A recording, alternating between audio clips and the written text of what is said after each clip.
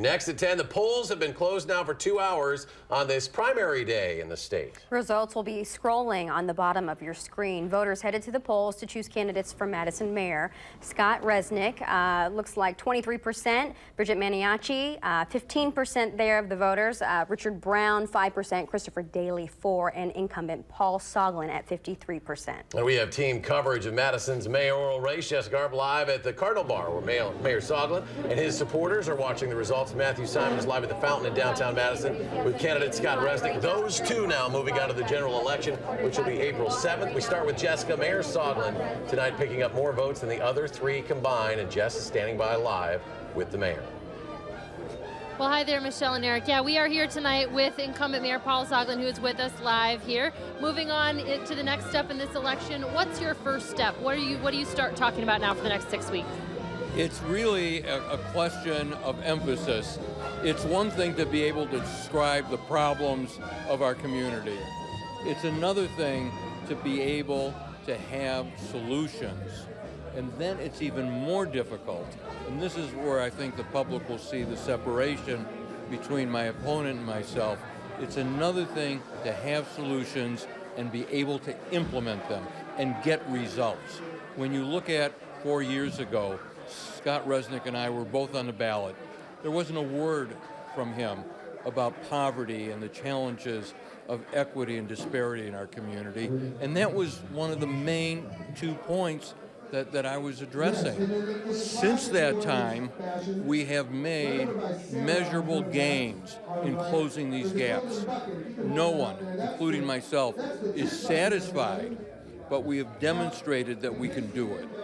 In your speech to supporters here tonight, you are already drawing some other differences between you and Scott Resnick here. Is this going to be a tough 6 weeks? I mean, he's saying tonight that he's within striking distance of you. Is this going to be a tough campaign? It's going to be a very tough campaign, and we're going to get through the fog of the primary, where there were 5 of us, 4 people oftentimes taking shots at me, and we never really got into Scott Resnick's record.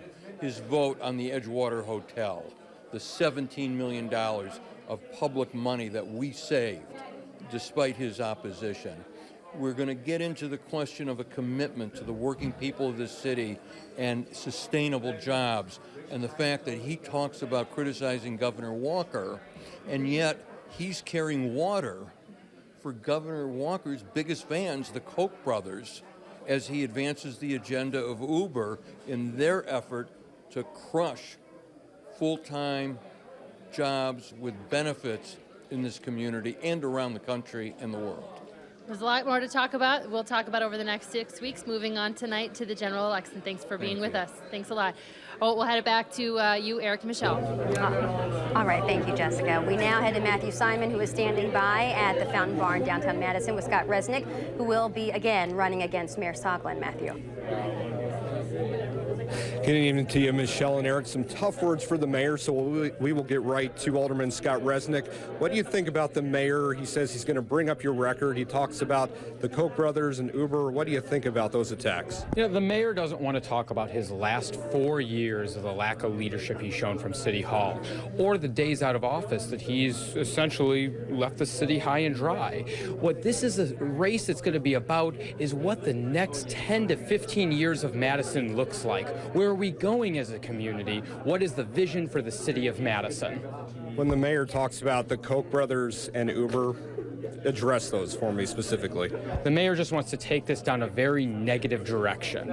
I mean, instead of looking for progressive legislation similar to Seattle or Minneapolis, he wants to take us down his own tangents. But this is going to be a race about big ideas, about where are we going in the future of Madison, and I hope the mayor is willing to talk about that in the next coming weeks.